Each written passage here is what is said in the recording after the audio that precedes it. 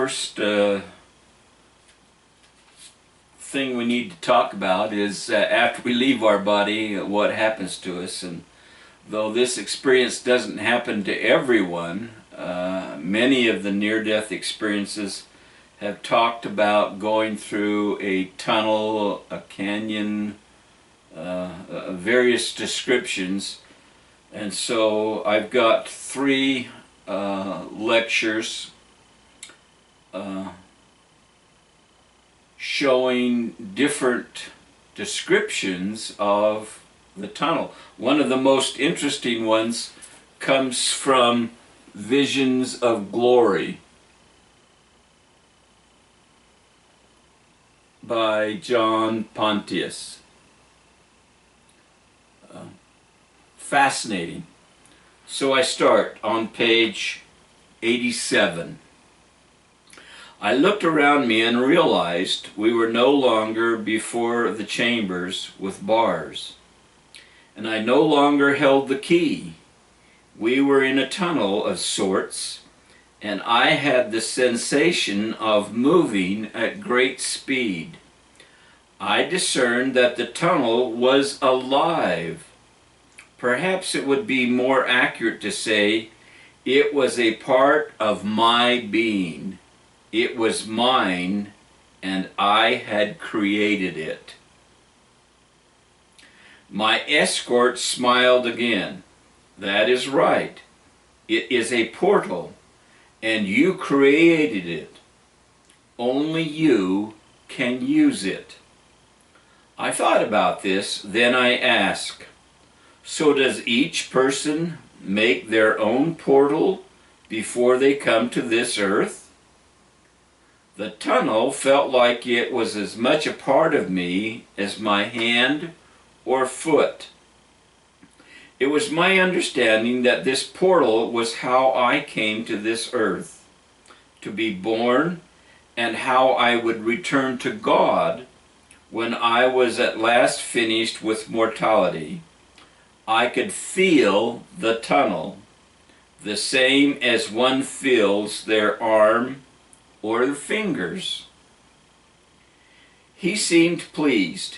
Yes, that is correct. Everyone creates their own portal, which you now perceive as a tunnel of light, but which is just the best way for you to understand what is happening to you. It is a divine power you learned long ago, which enabled you to come to earth and eventually to return to God. Everyone must create their own. We were moving without walking, but it felt normal and familiar. I knew exactly how to move forward in the tunnel. It was an act of my mind, like wanting your fingers to close around something. I did not need to touch the tunnel because that was just how I perceived this form of travel, while still limited by mortal intelligence. I was moving at the speed of thought. The far end of the tunnel was profoundly bright. The light was not coming from the end of the tunnel, but from the tunnel itself, as if it grew more divine the farther from the earth it progressed. As soon as we entered the tunnel or the portal, I felt less mortal, more empowered and divine. I could speak to my guide verbally or by thought, and he answered me just by thought. We discussed many things as we proceeded through the tunnel. Every question I thought about, I saw that event or thing in perfect detail, including its creation, existence, and present glory. It was similar to when I walked through the desk and the leather couch in my first experience. This information just entered my mind in bursts of understanding. I did not have to ponder or sort it out. I simply received the answers to my questions. My memory of this experience today is that we spoke of many things and that I learned rapidly. I was not allowed to retain in my mortal mind most of what I learned. Later on in the book, a few pages later, not many, he gives us some more information about this tunnel, and I am now reading on page 90.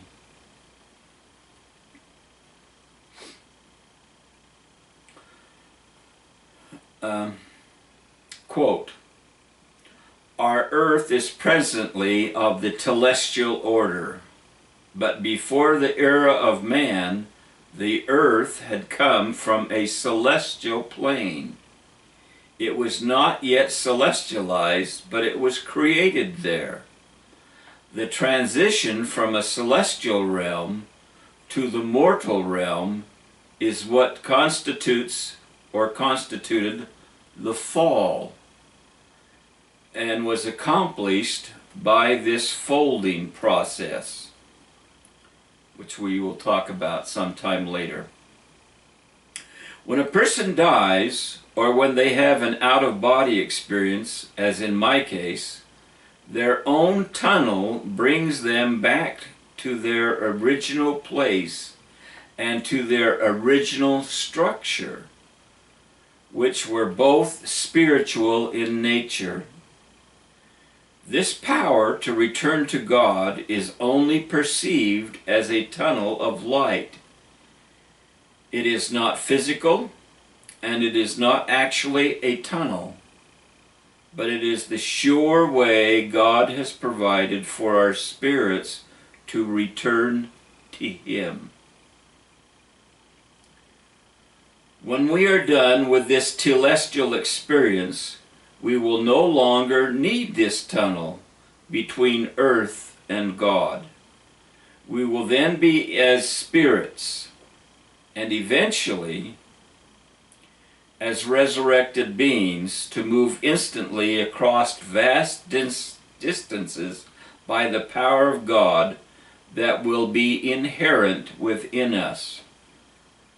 We needed the tunnel of night because a flawed mortal does not have the ability to initiate travel as does a spirit.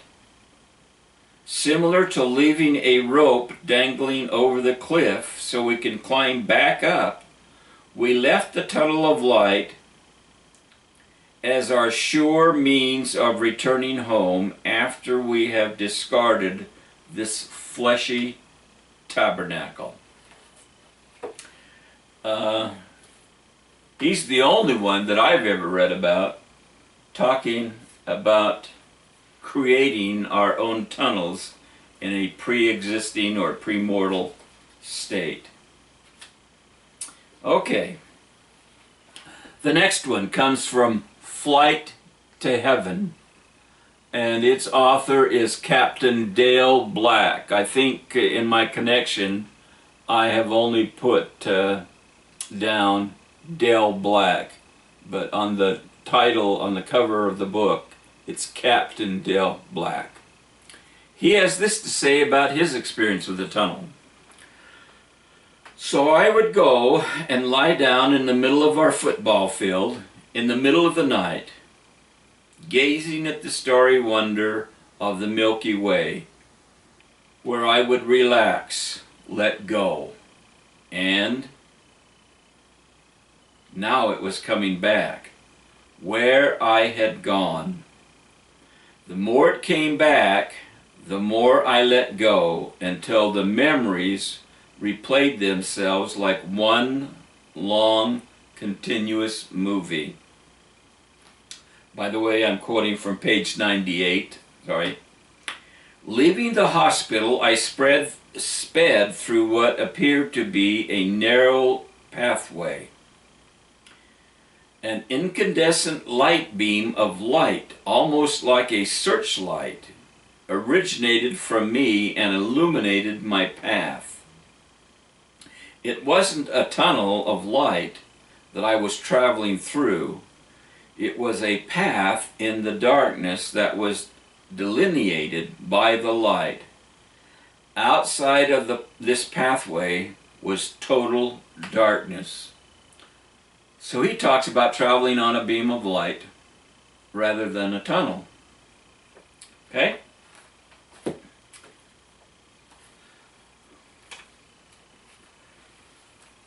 This little book is a collection of lectures and writings by one of the... If Raymond Moody is the father of near-death experiences, Elisabeth Kubler-Ross has to be the mother. She was involved with this even before Raymond Moody, but centered much of her work on hospice care. And so this book, On Life After Death, by Elisabeth Kubler-Ross, she has this comment in one of her lectures. The scriptures are full of examples of symbolic language.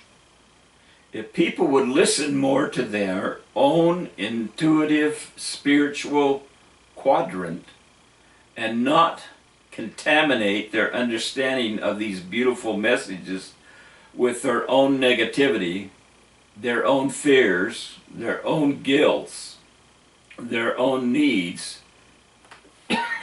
excuse me, to punish others or themselves, they would begin to comprehend the beautiful symbolic language that dying patients use when they try to convey to us their needs, their knowledge, and their awareness. So now Kubler-Ross is going to come at the tunnel aspect as symbolism. I continue to quote, "A Jewish child would not be likely to see Jesus. A Protestant child would not likely see Mary. Not that they would not care for those children, but simply because we always get what we need the most." That thought becomes very important. And I think I'll stop here and share a couple of comments. In other books that we will share later in the course of these lectures, some individuals have said that the near-death experience, including the tunnel and the people that they meet there and the places they go, those experiences are designed specifically for one individual. And of course, it's that individual who's having that experience. No two near-death experiencers have exactly the same experience when they leave their bodies. They're all tailor-made and created for the learning and the growth of that individual. Some of you might ask, why doesn't everybody have one? I cannot tell you the answer, except I know that God is in control and it's part of His divine plan.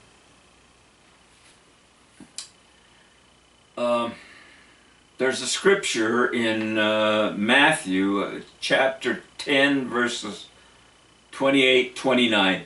Talks about two sparrows. And I'm giving a paraphrase here. And one cannot fall from the sky without God's noticing that fall of that little bird. For Les Campbell, it's quite impossible that one of Father in Heaven's children could have a near-death experience beyond the earth is immortal, have his spirit leave his body and go traveling off into the spirit world, exploring, as it were, experiencing relatives, animals, water, mountains, space travel, etc., etc. For me, it's impossible that that could happen to one of Father's children and he not know about it. From my point of view, he is very much aware of every single near-death experience that there has ever been or ever will be, and there's always a purpose or things to be learned for that individual's growth and perfection. Okay, sorry for interrupting Kubler-Ross. But again, we always get what we need the most. The ones we meet are the ones we have loved the most and who preceded us in death. After we are met by those we have loved, after we are met by our own guides and guardian angels, we are passing through a symbolic transition often described as a tunnel. Another interjection, Elizabeth Kubler-Ross had a near-death experience of her own, so she knows what she's talking about, though she's putting her own interpretation on it. So we are passing through a symbolic transition often described as a tunnel. Some people experience it as a river, some as a gate. Each one will choose what is most symbolically appropriate. In my own personal experience, it was a mountain pass with wildflowers, simply because my concept of heaven includes mountains and wildflowers. The source of much happiness in my childhood in Switzerland. This is culturally determined. End of quote. And that is on page 60 and 61 on life after death. Okay? Now, I learned a lesson in my first recording. My segments were way too long, and I have determined to shorten them considerably. So this book will be the last one in this first lecture. The name of the book is The Soul's Remembrance by Roy Mills. Fascinating.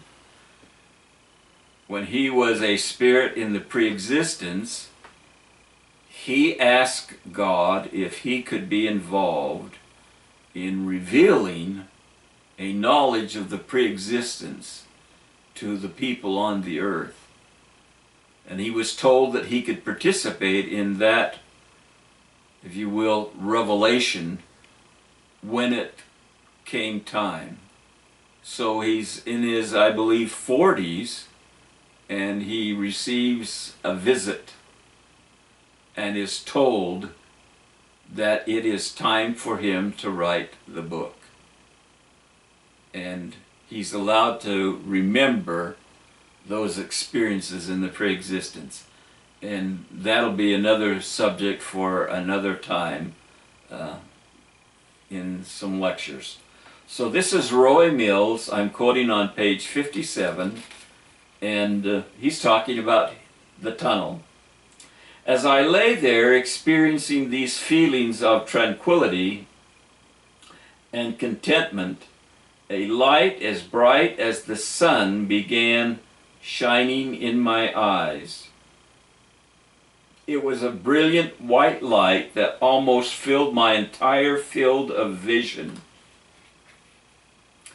And I remember thinking how in the world is the sun shining all the way through the top of the house and through the bed?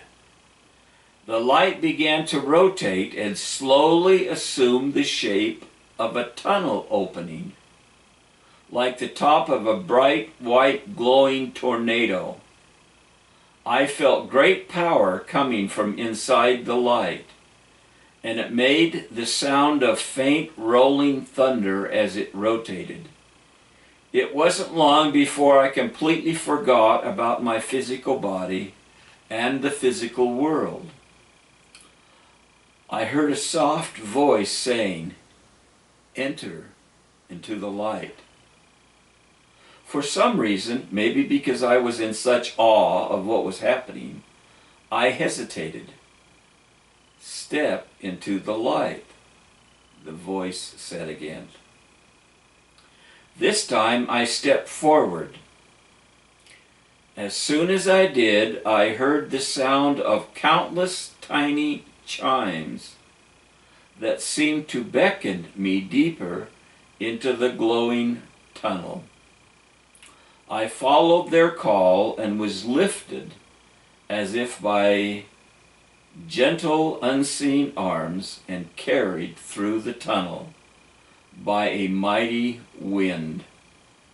I reached heaven quickly, and the tunnel disappeared as suddenly as it had appeared, leaving me standing in front of the huge, bright light.